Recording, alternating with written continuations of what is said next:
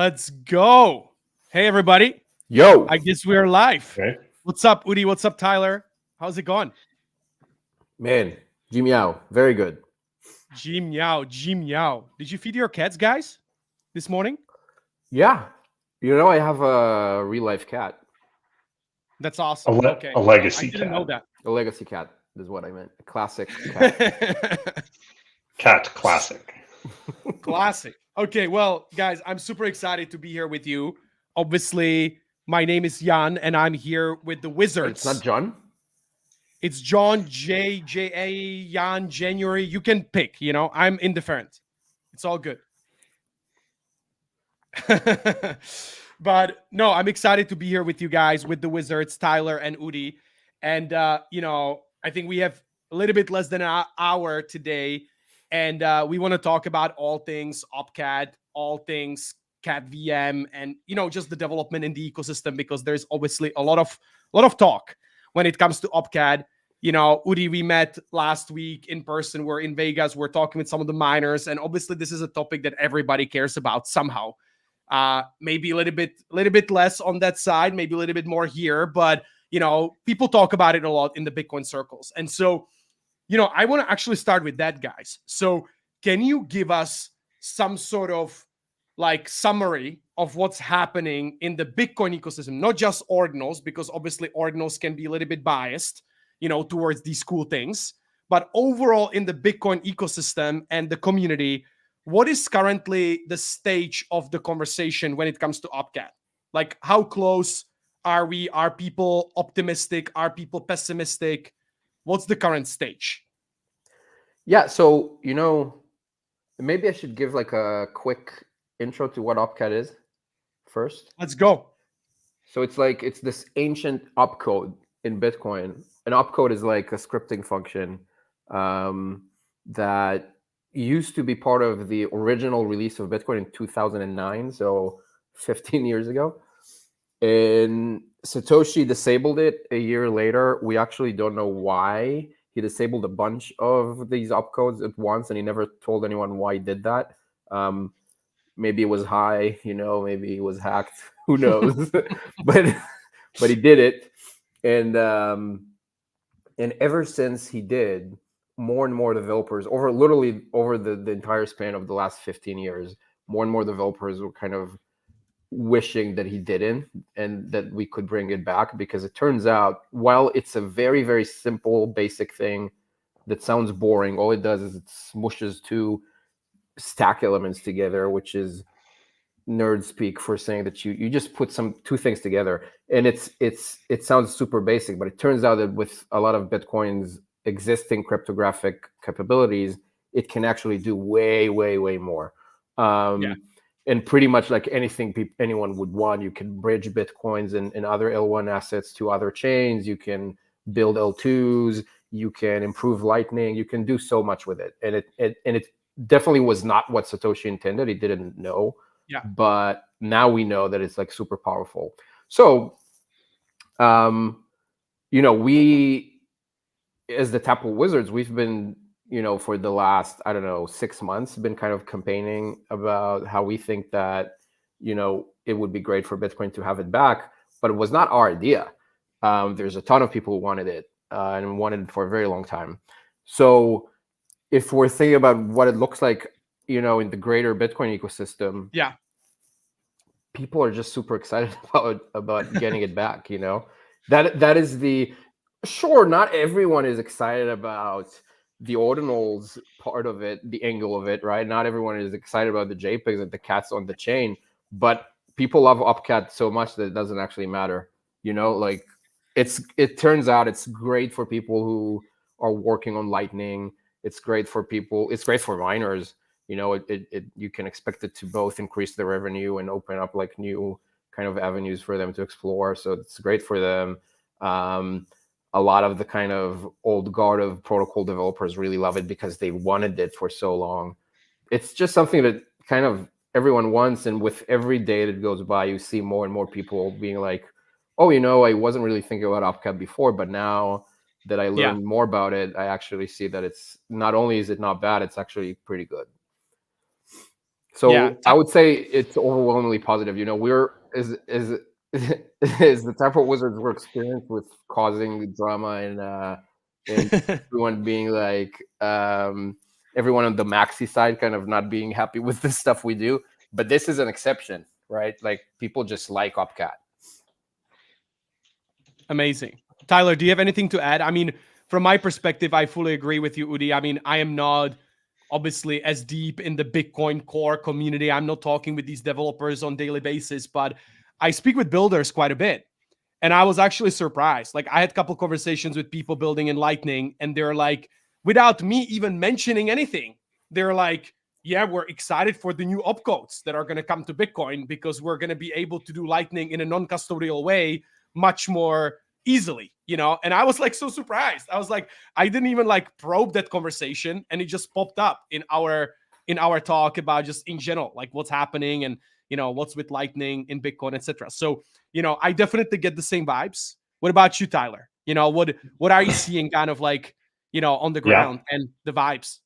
Yeah. I mean, I think you hit the nail on the head. I was in Austin for Bitcoin Plus Plus, and that basically turned into Bitcoin Plus Plus OpCat.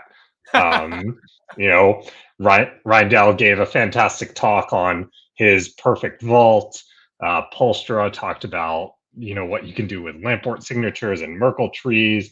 Even some of the old guard was there talking about just like how we need to get soft forks back into Bitcoin, that we can't just sit on our laurels and say Bitcoin's perfect the way it is. Like it's not. It's changed over time, and it needs to keep changing and adapting. And it was just that, to me, was a real selling point for the developer ecosystem.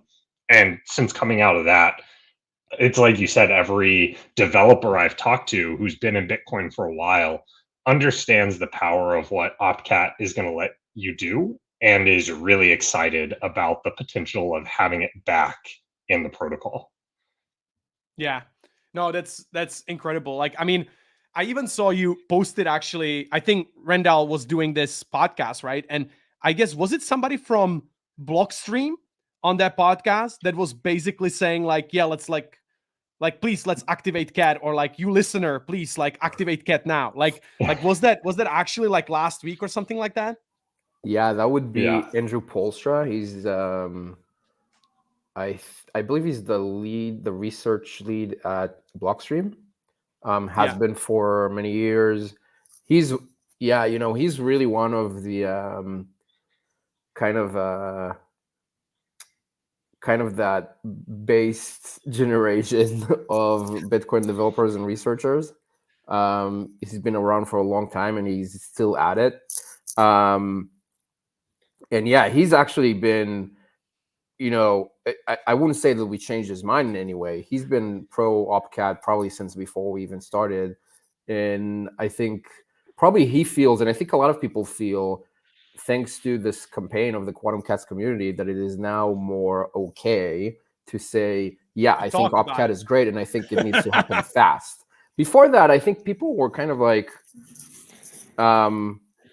maybe feeling uncomfortable with making like big statements like that. But now that, you know, you go on Twitter and you see that there's so many Bitcoiners wearing cats as their PFP, and they're cheering for OpCat, and they're educating people about it, then it becomes very clear that there's a lot of people that want it, and it's okay to be part of that group, right? I think that's a really key point that I think a lot of people didn't understand before the Quantum Cats community really put this front and center, is that talking about soft forks was in many ways like political suicide. Particularly after Jeremy did his huge campaign for CTV, he put in all of this work. Everyone said they wanted it, and in the 12th hour, all of it was just shut down by like some political bullshit. And so after seeing that, all the developers are like, just everyone in the ecosystem, not just the developers, are like, well, there's a huge risk for me saying I want to change Bitcoin, particularly when for the past 3 years, who's been the primary voice in Bitcoin has been the laser eyes yelling about how Bitcoin is religion and Bitcoin is perfect. And so you're going to get destroyed if you suggest changing Bitcoin. And I think that's like really the credit to the ordinals community and the quantum cats community, but like the ordinals community in general, for coming together, for giving a voice to Bitcoin wanting to change and a belief that Bitcoin can be better than it is today. And so now these, longer term, really important figures in Bitcoin are able to come out and say, hey, you're right. Like, this is a good thing. And now it's not politically, they're not going to be, downvoted to oblivion for suggesting that Bitcoin should change. No, it's great. And I have like one last question for you guys in regards to this kind of introduction here. I think that's very important. What do you say to the haters that will kind of listen to this and they will say, oh, you guys are delusional because you think that you ordinal guys that like have some fucking JPEGs like are changing Bitcoin culture. So like, what do you tell to those kind of haters or people that basically don't believe that this push from the community had some like actual impact on this? I think we ignore them, like we don't need to convince anyone. Like I don't need people to think that we or the ordinals community did a lot for this. What matters is that it happens, and it is happening. I think at this point, like no one can, debate or argue that it is happening. If someone else wants to take credit or say that like, ordinals had nothing to do with it, that's fine with me. I think that's okay. When we started, I don't hear that much anymore. We did hear that a lot 6 months ago when we kind of were launching Quantum Cats up. People were like, oh, this is stupid. Like, there's no way, like, who's going to care about this just because you made some JPEGs? A lot of people were saying it back then. I don't hear it as much anymore. So, I guess we can do the math, but, it's fine. People can have their opinions. I don't really mind. I tell them they can keep using Bitcoin as it was before. This is a soft fork. They don't have to upgrade their node if they don't want to, and they can run Bitcoin without OpCat as it is today. Perfectly, I'm thrilled for them to keep doing that, but the rest of us are going to move forward. Nice. Awesome. Okay, let's move on to the next kind of segment. And I also want to leave some time for the people that are watching us today to submit their questions. So guys, if you have some questions, I have actually collected some questions from Twitter previously. I'm going to try to get to at least one or two of them. But if you have any specific questions, to Tyler, Udi, about OpCat, about CatVM, everything else that we're talking about here today, please like comment your questions and we're going to get to them a little bit later. But, the second segment that I wanted to cover really is, and maybe that's to you, Tyler, like, what are the actual things that people are building today with OpCat? Because OpCat is obviously on Signet already. So people can already start building stuff. Obviously, I'm not saying it's easy. I guess it's still not that easy and not everybody is doing it. But there are obviously certain people that are building stuff, that are already showcasing people like what can be done and how it would look like. And so what are the main kind of things, apps, use cases that people are exploring and that you guys foresee as like being the top priorities once this gets activated on the mainnet? Yeah. So I think there's two classes of things people are building, and we can talk about both. One are applications that will run on Bitcoin layer 1 just with OpCat. And the other thing is these CatVM style bridges that will let us explore whole new ecosystems and layers up here. So those are two separate things, in my opinion. On the Bitcoin layer 1, I am super excited for vaults. I think vaults are a killer app for just Bitcoiners and Bitcoin self-custody, because what they let you do is essentially you can have reactive security instead of proactive security. So instead of having to write down your seed phrase in 20 different places and go bury it in your backyard and hope it doesn't get out, you can still do all of that stuff, but you can actually put your coins in this thing called a vault. And if somehow, Jan, I found your seed phrase buried in the backyard after I moved into your house and I tried to steal your Bitcoin, you could get a ping and it says, hey, Jan, like there's Bitcoin moving out of your vault address. Did you do this? And if you're like, no, I didn't do this, it seems like Tyler is digging around in my backyard, you literally hit a cancel button and the Bitcoin goes either back into the vault or into another address you own. And I think for Bitcoin self-custody, that is an amazing piece of technology. Like, I want that today. I want to put my quantum cats in a vault. I do not like that they are only in this thing where, I protect it with seed phrases and multi-sigs and all of this stuff. As soon as OpCat is active, I will be moving all of my tokens and everything to a vault. So that to me is very exciting. And we've actually built out a vault demo at Taproot Wizards. You can go check it out. I think it's on our GitHub. So our GitHub is just github.com// Let me actually tweet this out. I think you sent me the link before. Let me find it, and I'm gonna just tweet it under this live stream because I want people to go check it out. But that's cool. So sorry, continue, Tyler. I didn't want to cut you, but I will just tweet it out for people to check it out. Yeah, so check it out. And I think when you look at it, you'll see that writing script with Cat is it is complex. It is not super straightforward because Cat is very basic functionality. So unlike a very specific opcode like opvault is a proposal where you might see a script and it literally says like opvault check sig, that's it, we're done. When you look at Reindel's script, it's like 60 opcodes long. You'll see 22 opcats in there. And so opcat lets us do everything we want to do, but it definitely doesn't let us do any one particular thing super efficiently. But that's the beauty of it, is everyone in the ecosystem gets a chance to do what they want to do, and we'll find out from the users whether this is actually desired or not. So that to me is what is very exciting on Bitcoin L1. Then there's the other half of that question, which is with CatVM, where can that take us? Maybe I'll like let Udi talk a bit more about that because I think it's just a really cool. There's like many visions there.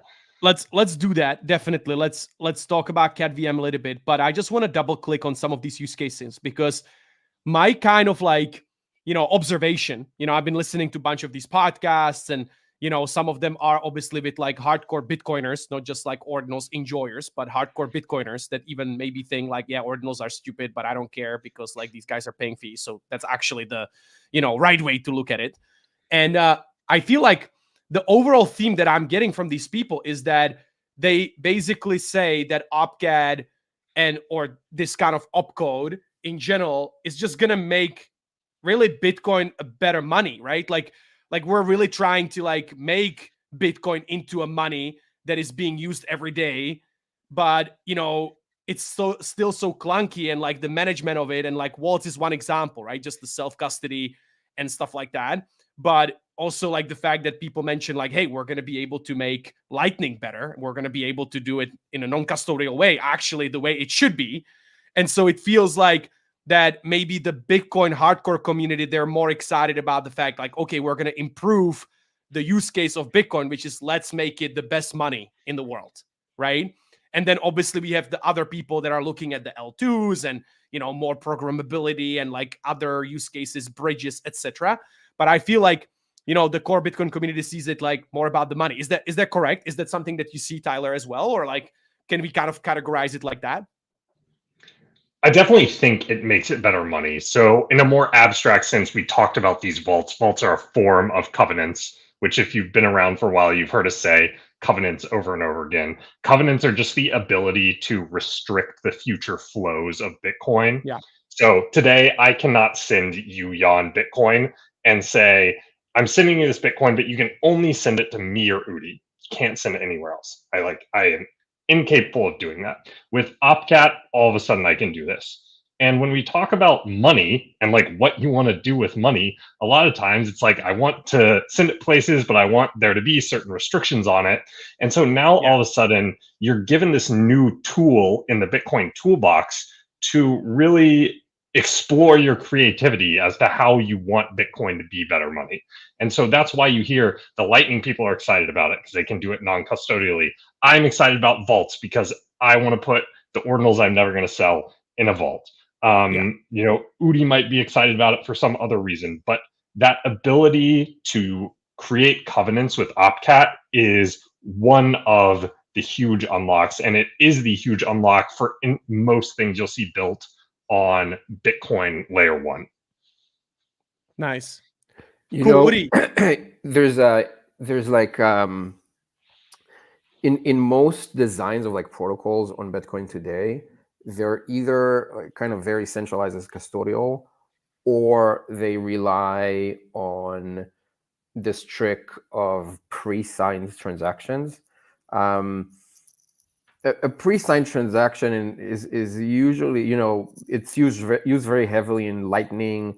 It is used very heavily in other protocol designs like Arc and BitVM and a bunch of like kind of designs that people are talking about.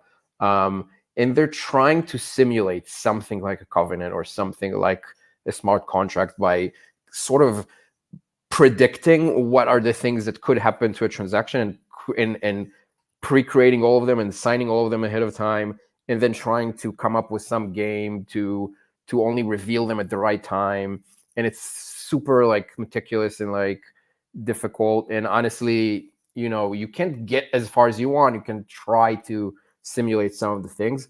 And many times when you look into those protocols, a lot of times the reason that Lightning ends up being very clunky is because it's missing this like important piece of covenants. And the same is true for like a ton of other designs. So, I personally, I have my reservations about things like payment protocols and scaling for Bitcoin. I think it's early for those things, even if they could work perfectly. However, there's a lot of parts of the Bitcoin community that think we need it now or as soon as possible. So for them, covenants are great too. And that's why OpCat is so bullish, because you don't have to have Udi's opinion on Bitcoin. You don't have to have Tyler's opinion on Bitcoin. A ton of people who are trying to make Bitcoin into very different things, they all want OpCat. OpCat makes Bitcoin better for all of them. So yeah, I would say it definitely makes Bitcoin a better money because it lets everyone kind of remove the obstacles that they have and fully commit to the vision that they believe and give it a shot. And then we can see, which vision works out. Totally. So before we get into CatVM, which obviously is something we need to spend some time on as well, I also, again, I just want to make sure that we kind of provide as broad of a picture as possible, and we try to cover as many angles here. So what is currently kind of the biggest criticism when it comes to OpCat? And I'm not saying like a maxi view, like let's not change Bitcoin at all. It's more about like, okay, why should we choose OpCat instead of something else? Like, what is kind of like the number one criticism that you guys see right now, or actual like even constructive criticism when it comes to discussion around, okay, if we're doing soft work, so like which one? Yeah.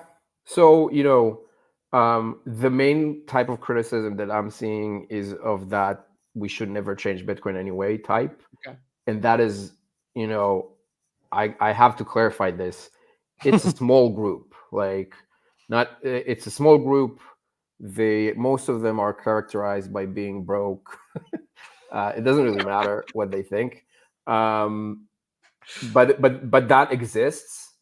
I understand that position. I think that the vast majority of Bitcoiners disagree. So it's like, I don't have much to say other than, you don't have to upgrade your nodes once we activate OpCat. You can use what you have now. That's fine. There used to be some criticism of like people were like, oh, we prefer CTV.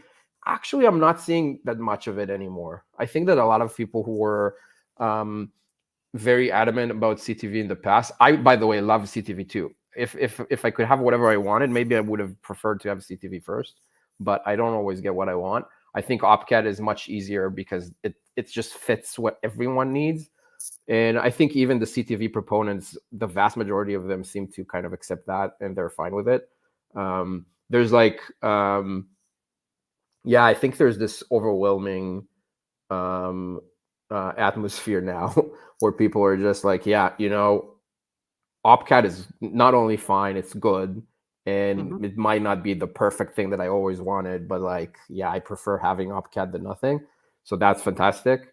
And yeah, there's also, I've heard people talking about stuff like, oh, does OpCat create MEV opportunities? I believe the answer is no. So I wouldn't worry about it. Also, I think that the fear of MEV, it's funny. There's how provocative do you want me to be? There's, I think people are As much as you can, Udi. yeah, That's right. you.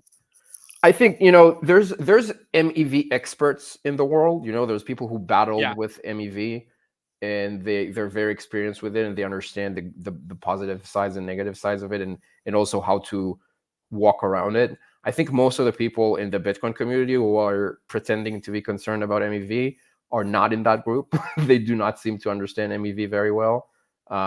They just know that MEV is something that exists in Ethereum, so they basically use that as a scare tactic, in my opinion, because they know that there's some groups of Bitcoin people that are afraid of anything that's related to Ethereum.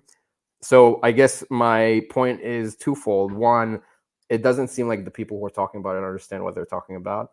And two, it doesn't seem like OpCat even creates MEV. So, and also three, there's a third point, which is MEV is already in Bitcoin. It's coming to Bitcoin without OpCat.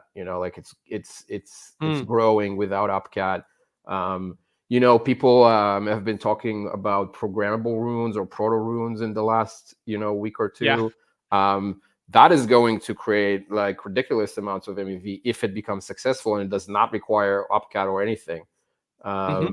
So that will be that is like the scenario that the MEV scared boys are most afraid of, and that is happening, right? And it doesn't need a soft fork, and OpCat actually is not doing that. So I think people will catch up. I think the interesting thing is I can go on a show like this and explain and like argue with the points. Honestly, I don't think it matters, because at the end of the day, Bitcoiners are smart, and they're having their discussions, and they eventually will reach the conclusion. I'm very sure of it. I think, not to be more pretentious than I usually am, but I think we've just thought about this for a longer time, so we reached a conclusion, and it's fine. Some people may be able to take them another month to reach that conclusion, but they will. Yeah, that makes sense.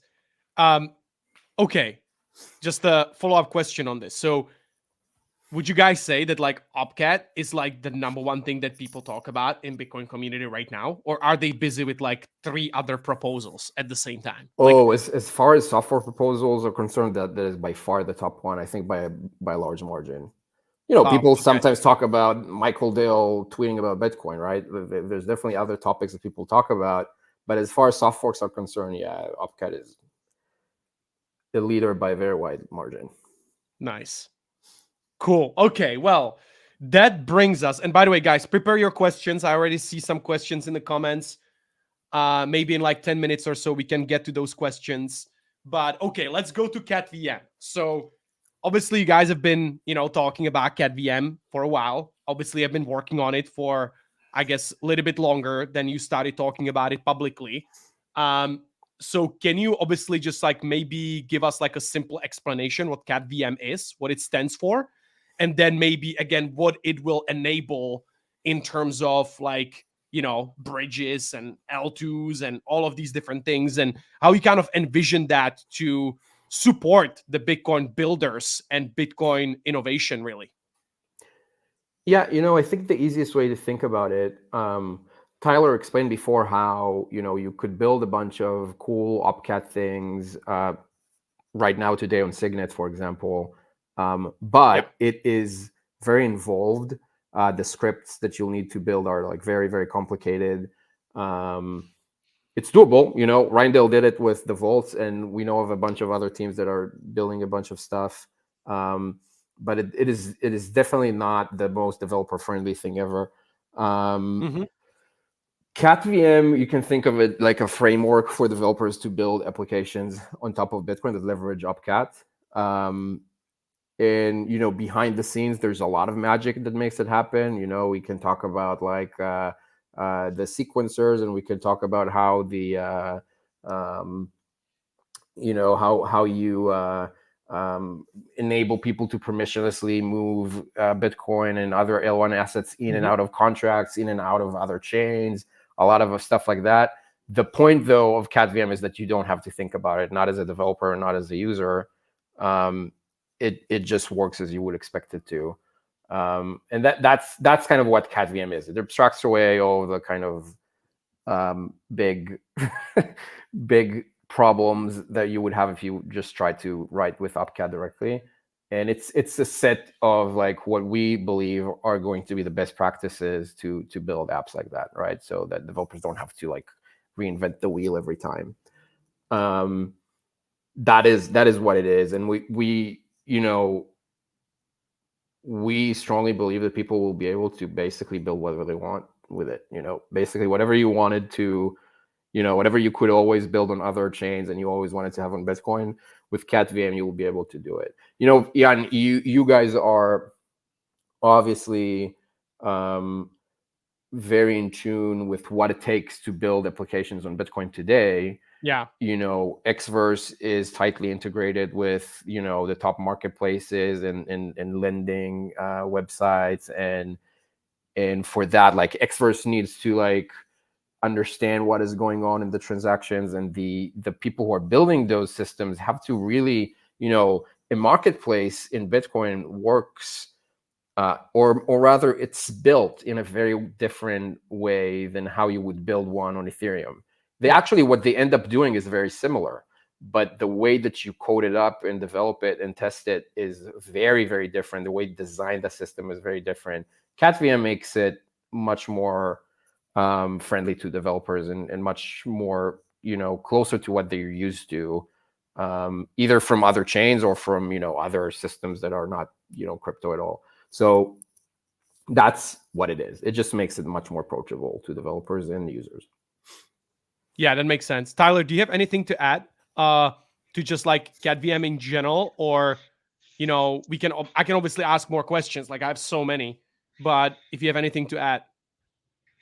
No, I think that was a good kind of broad strokes overview of what we're trying to provide with CatVM. I would say like we are trying to give users a better Bitcoin. All the things you want to do that you can't do today, our goal is to make sure that it is easy for you to do them, it is cheap for you to do them, and you have a fantastic user experience doing them. You don't get your transactions sniped in the mempool.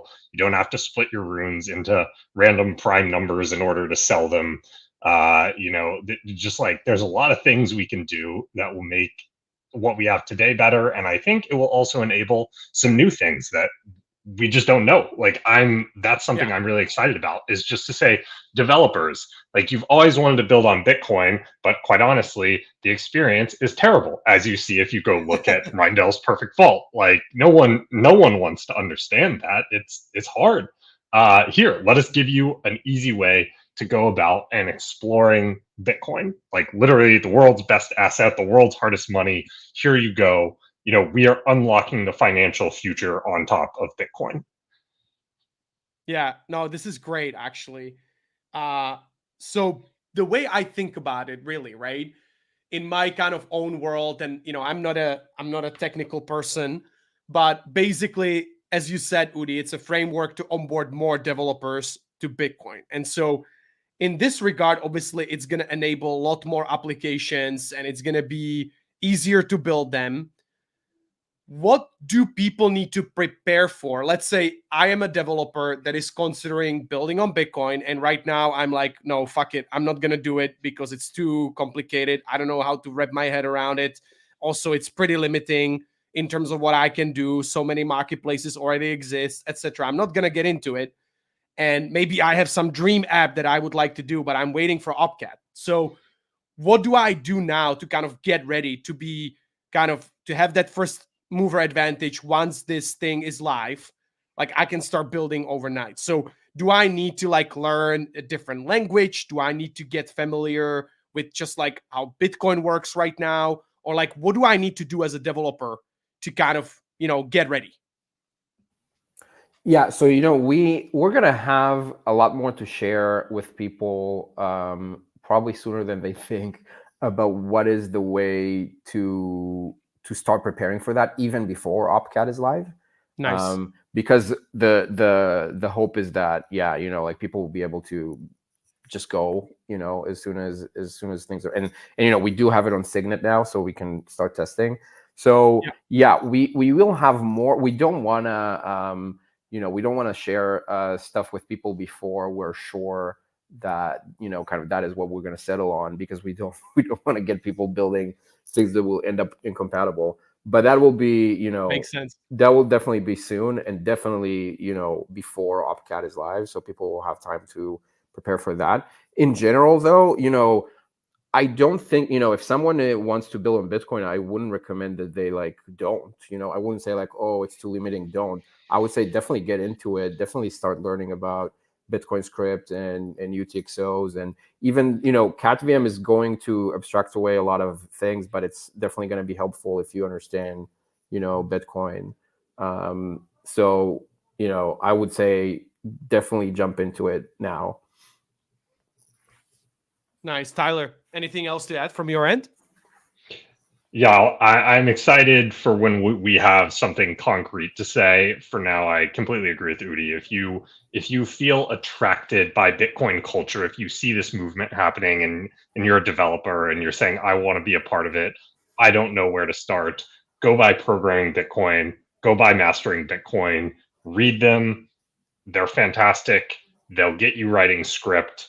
You can do the whole book in a few weeks if you're an experienced developer, and you'll be ready to rock when CatVM stuff is available. Nice. Yeah, I'm asking this question. Obviously, I don't necessarily, I'm not trying to get some alpha from you that you're not ready to share. Obviously, that's not the purpose here. The purpose really is that I have had this kind of experience in the past where I talk to builders that are now building in different ecosystems, completely different blockchains. And many times they give up.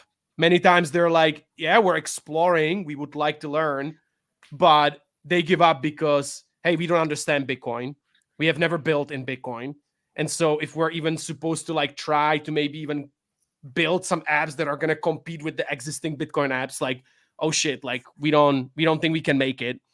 And then also many people just struggle with how do I get in touch with somebody who can help me? How do I hire some Bitcoin dev, And so I think that these are actual real problems, for us to kind of figure out how do we onboard these people, because there is a demand. They're looking into it, but they're just kind of stuck. That's my feeling. Yeah, 100%. Yeah, it's definitely been a real problem. We've seen in the last year there's been a ton of interest in developing a Bitcoin, but also a ton of challenges. So that is the goal of CatVM, right? To make that onboarding process much easier for developers and get them started experimenting as soon as possible. Obviously before OpCat is live on mainnet, that's not going to be possible to do production apps using that. But we'll have more for people to learn about CatVM before OpCat is live. The other thing, though, I think if someone is listening to this and they're thinking, well, it sounds like this is going to be big, what am I going to do?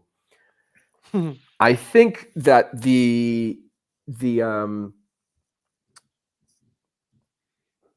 once OpCat is live, I think the first thing that's going to happen is we're going to see a ton of experimentation, a ton. People are going to start to realize, it'll start with 1, 2, 3 apps, and people are going to start to realize that, wait, we can actually do a ton of stuff.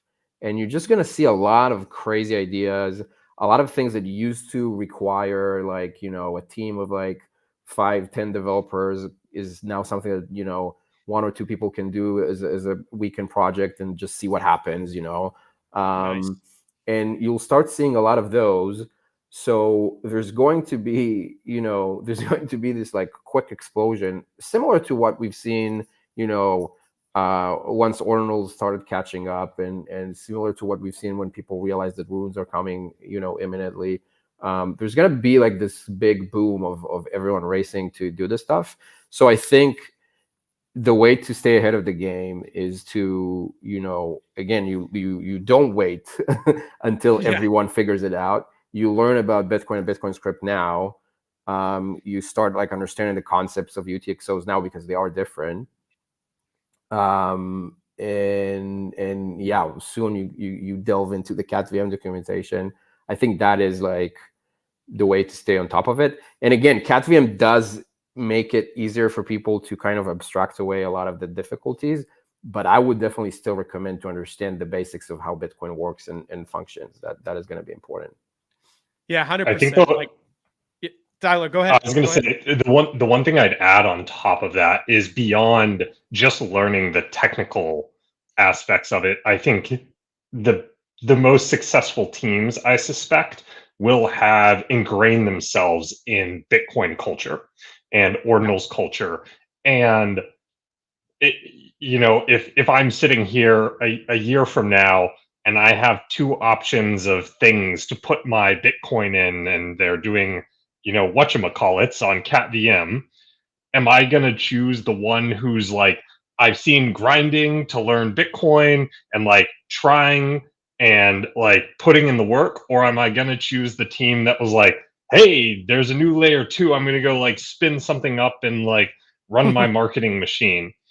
And obviously the marketing machine will be important, but there's a certain path dependency. And I think it's particularly strong in Bitcoin. And it's something I love about ordinals is how strong the connection is between ordinals and Bitcoin. And I think this is why it's so important, not just to go learn Bitcoin script, but learn and understand the Bitcoin culture as well now. Because if you show up whenever CatVM is live, you're going to be behind everyone who's already, spent that time. So it's not only can I learn the technical side of this, but can I also learn what is Bitcoin culture? What do Bitcoin users want? Is that the same thing that people on the other chain want? Do they want something different? Those are questions that you should be asking yourself as a developer as you go about the process of learning script. Yeah, totally. I think you're so right. I mean, obviously the community is so important, and even building reputation in the space matters so much. So I couldn't agree more. And I would even like, say, Jan, I would even say that it is definitely very important to build the reputation and the connections and understand like the community around you. But also, if you want to build apps and products for users of Bitcoin, you have to understand users of Bitcoin, right? Of course. And that is why it is really important that you get into that community and start to understand, okay, what are the things that people are missing? What are the things people actually want? I think, we've all seen in the last like year, really more Bitcoin L2s than I could literally count physically. I think, look, there are, there may be like 2, 3, 4 of them that I respect and I think are doing really cool work. But most of them, I don't even remember their names at this point, and I think most people don't. And what they've been trying to do is to show up and basically say, hey, we just copy everything from Ethereum and we are putting a Bitcoin logo on it, and now you need to love it. But it does not, most importantly, does not fulfill the needs of the Bitcoin and ordinals community.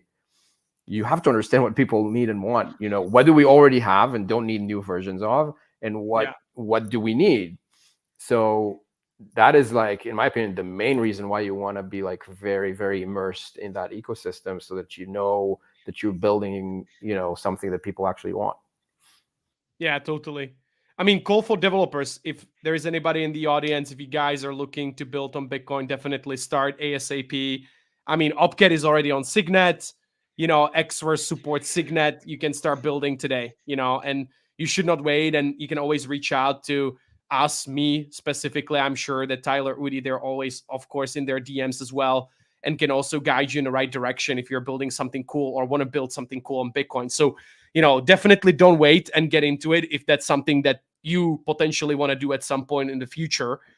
Guys, this has been amazing. I want to go to some of these questions from the audience. I could be like asking 3 million questions myself because I think this is fascinating. And I'm learning about Bitcoin just through every single conversation like this, every day more and more. But let me pull some of these questions. I actually had, I think on my Twitter when I tweeted, I think I had Nessie actually asking some really cool questions. Let me just pull it up real quick. So yeah, we have a question from Nessie BIP 420. So basically, I think we already covered it, but she's interested in basically like what made you even decide that you want to go after Opcat instead of something else. Like, I mean, we kind of covered the fact that there's also CTV and other soft forks, but like, why did you guys kind of like, what's the story? Tyler, I see you smiling. Do you want to take that? Yeah, I think we've always felt that Bitcoin needed to improve, and so we were kind of looking around at what is it that Bitcoin needs. We actually looked at Opvault, which was written by James O.B. for a while, and then as we were looking in that, we actually found Andrew Polstra's article. So we talked about Andrew earlier, but he's the one who originally wrote the article that said, hey, you can do vaults with just Opcat. And for us, we were like, we want vaults. But hey, it looks like you can do them with Opcat. And let me pose a question to you, Jan. You need to mobilize a community. Do you want to mobilize them around vaults, or do you want to mobilize them around cats? I like cats. Everybody loves cats. Everybody loves cats. And so I like actually that was the initial spark for us. And then as we dug in more and more, it became more and more clear to us that actually cat is this Swiss Army knife that we can give everyone. And so while initially we were like, we want vaults because like vaults are really good for ordinals. I want to be able to vault my ordinal. We also learned, wow, it's actually cat's going to let us do these arbitrary covenants that everyone wants to do. And so as we spent more and more time with it, we kind of realized, hey, this is unopinionated. Everyone's going to get something out of this. And this is the thing that we really should try and educate the community on, get people excited about. And then since January, I mean, I quite honestly think it's been the ordinals community driving the bus. Since everyone has learned about it, and since we released the quantum cats into the wild, they've kind of taken on a life of their own. Nice. No, that's great. Makes a lot of sense. I remember, Tyler, when we first met, we met in San Mateo or somewhere, and we were talking about vaults. So I know how much you like vaults, I know because that was the thing that we were discussing, and we were talking about, okay, what can we do with these ordinals if we have vaults and stuff like that. So no, it's awesome that we're kind of coming full circle here after basically just like less than a year or so. So that's pretty awesome. Okay, let's do another question. So let me just scroll here. Oh, here. Okay, yeah, let's do it. So we have it on the screen. How Opcat, CatVM, and real safe, I guess, layer 2s, second layers, implementations will impact miners and the average fee on chain. What do you guys think? Yeah. So it's a really good question. I think that a lot of times the way that people think about fees is a little basic. People just think, oh, if there's more activity, then the fees are higher. That is actually not exactly how things work. Fees usually go up, like, if you look at most blocks in the last, I don't know, year, almost all of them are full. So in that sense, there is always roughly the same level of activity, right? Let's say if it's not JPEGs and if it's just normal transactions, okay, so it's the same level of activity. But the question is, how urgent are the transactions? Are people willing to pay more in order to get the transaction into blocks faster? That is what makes Bitcoin fees higher. And And that obviously happened, for example, during the halving. A ton of people wanted to get into the first halving block, so they were willing to pay a ton. And as a bunch of runes started minting out, and a lot of people wanted a stake in the early runes that were minting out, they were willing to pay a ton in order to get in before someone else. After that happened and the fees went down, the activity did not go down. Like the activity stayed rather fairly constant, but people were not, it wasn't as urgent for people, and that's why they were paying less. I think that what OpCat, CatVM, and a bunch of layer 2s, if they're done right, I think what they would enable is more experimentation. Due to the increased experimentation, we would just have more experiments that work, right? So how many experiments did we have in the last year? I don't know, 3, 4, and 2 of them worked, right? So that caused fees to go up. Once OpCat is live, I think you're going to see 100, 500, 1,000 experiments happening, like in much shorter periods of time.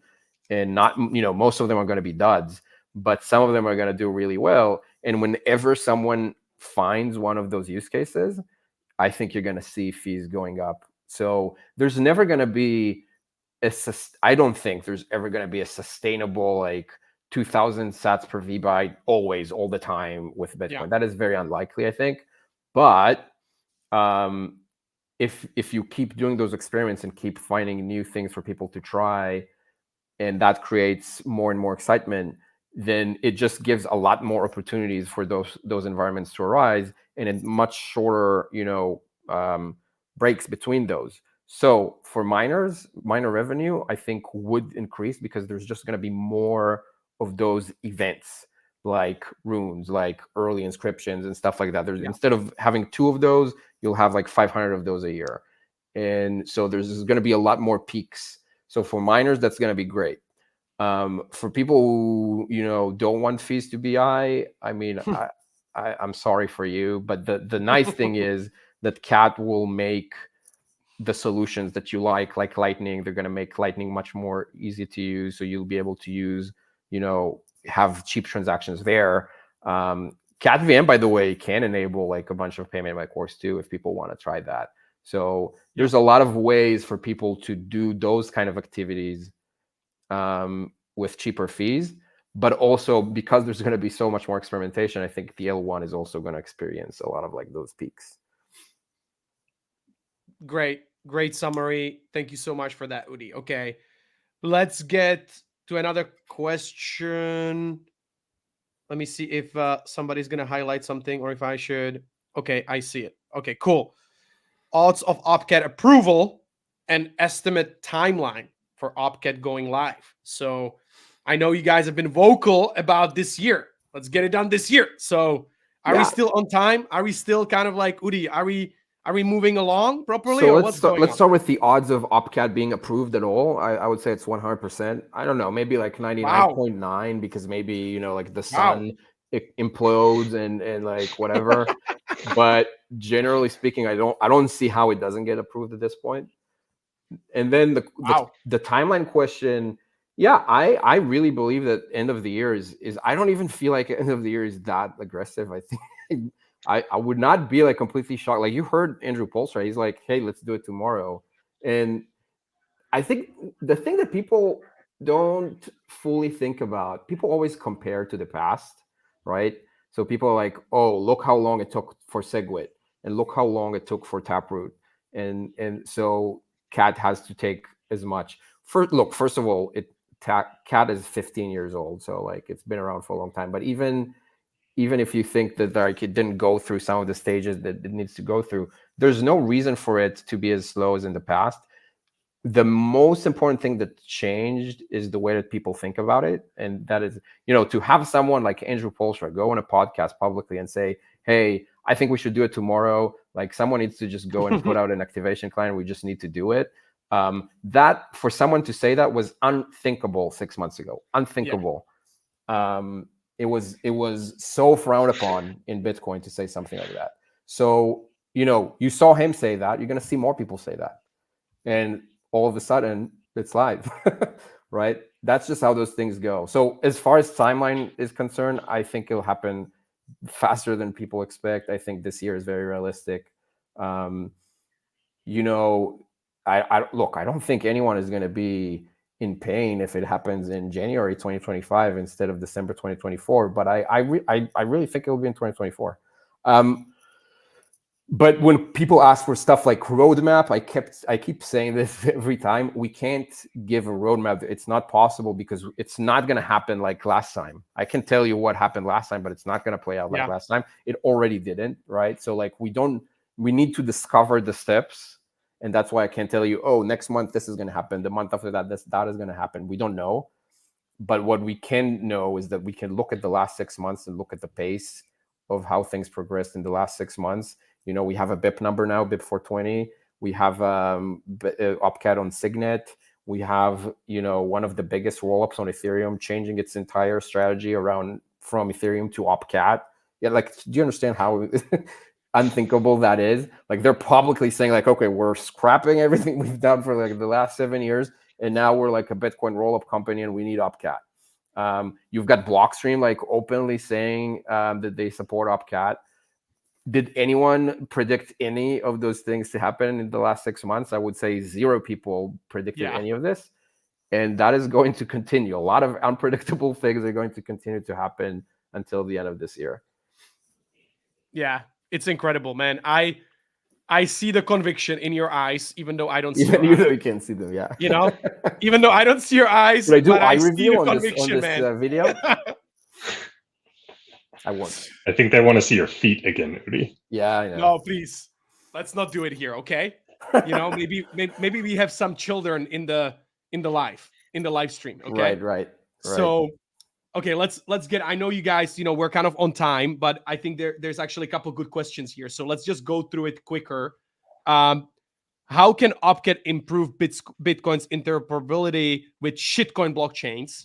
And what are some practical examples? So I think actually maybe Tyler, do you want to take this one because we discussed this a little bit today? I think it's actually a really great question. So yeah, how is this going to work? Yeah, so I think right now, if you want to go to the shitcoin chains, let's pick Solana as an example. Lots of Solana degens and ordinals. You have to go, and if you want to take your Bitcoin there, you have to go basically trust a multisig. Yeah, there's a lot of fancy words we can wrap around that and call it a federation and all of these terms. It's a multisig. You are trusting a certain number of people to sign you over By the way, coins. in this case, we always call it multisig. It doesn't even have to be. I think a lot of times it's just a normal wallet. It's even worse than multisig. Yeah, fair enough. It could just be Jan's wallet. But if you want to go to Solana, you want to take your Bitcoin there, you either send it to Jan or you send it to the 3 of us and hope two of the 3 of us sign it over. And then when you want to bring it back, you hope 2 of the 3 of us bring it back. With CatVM, when that goes live, you should be able to, with these other chains, actually create these same trustless bridges to them. So I think many ordinals people will want to do ordinals things and runes things with us on our kind of CatVM experiment. But let's say you believe that everyone wants to take their Bitcoin and go to Solana and play with Bitcoin over there. With CatVM, you can actually allow them to have native Bitcoin on Solana. So they still have that exact same permissionless withdrawal mechanism. Let's say Solana goes down, as it's known to do sometimes, and you want to leave. You just take, your proof of data. You go back to the CatVM bridge on L1 Bitcoin. You say, hey, here's my data. I want to take my money out of Solana. That transaction executes. Fantastic. Like, problem solved. So you will have this explosion of places you can go and things you can do. It's like the Dr. Seuss book. Oh, the places you'll go when CatVM comes out. And I think that's fantastic. Like, at the end of the day, we're going to see what users want to do with their Bitcoin. And people using Bitcoin more is what I want to see. We'll have our idea of what people want to do. Other people will have their idea of what people want to do. And we're going to find out. Yeah, awesome. So basically, summarizing this, Tyler, if I understand it correctly, is basically, we're going to be able to build trustless bridges to these chains, to these shitcoin chains. And, basically remove the trust assumption. That's basically the biggest kind of innovation here, right? Yeah, I think you can trustlessly bridge to another layer. If you want to call Solana the other layer, great. If you want to call what we build another layer, great. You can take it wherever you want. I can give you like a very, very clear practical example. There's Merlin chain, for example. I'm happy to call Merlin an L1. I don't think it's an L2. That's okay. Being an L1 is cool, but that's what I think it is. It is very similar to Solana, just based on EVM. And the way that you transfer BTC or ordinals or BRC20s or whatever to Merlin is you send them to whoever is operating the Merlin bridge, and they literally put it in their wallet. Yeah. And then they tell you that one day you'll be able to take it out. But then I think a lot of people in ordinals experience this. When are you going to be able to take it out, and under what terms and what conditions and how it's going to work? That is up to them. That is not up to you as the person who deposited it. It's not only about trust. Not only do you have to trust them, you don't have the permission to do whatever you want with your assets because they're not yours anymore. Now, I don't intend a lot of shade towards Merlin here. They did it because there was no other way, right, at the time. But once OpCat and CatVM is live, people will be able to build similar bridges where they're not only trusted, they're permissionless. The person who deposited the funds can always take them out. No one can say no. No one can say, oh, we didn't build this out yet. Oh, we're still like whatever. You need to wait for 1, 2, 3. No. If you want to take it out, you can take it out and it's yours. So that is like the big difference. I don't even, the trust thing is like complicated to think about, but when it comes to permission, it's very simple. Like, do you always have the permission to take what you like? Do you need permission to take your stuff out, or is it yours? That is the difference. Yeah. No, this is great, guys. And I know we're on time. I want to be respectful to both of your times. I know that, you're busy gentlemen. So, really appreciate you guys joining me today. I think we need to do it again at some point when we have some more updates on OpCat and CatVM, when you actually guys can share more alpha with everybody. But, again, thank you so much for joining me. And, let's make it happen, guys, this year. Totally, man. Udi, I'm counting on you guys. Hopefully, why not next month? Christmas why gift. are we talking about, I was about to say this month, but that's really unrealistic. No, yeah, I think that, if people are hoping that the gods of Bitcoin will give them more time to prepare by postponing OpCat, then I think they're mistaken. That's unlikely. Yeah, well, let's make it happen. Thank you so much, guys. Have a great day. Thanks, John. Thank you. This was fun. And let's keep getting after it, okay? That's important. See ya. Cheers, Bye. everybody.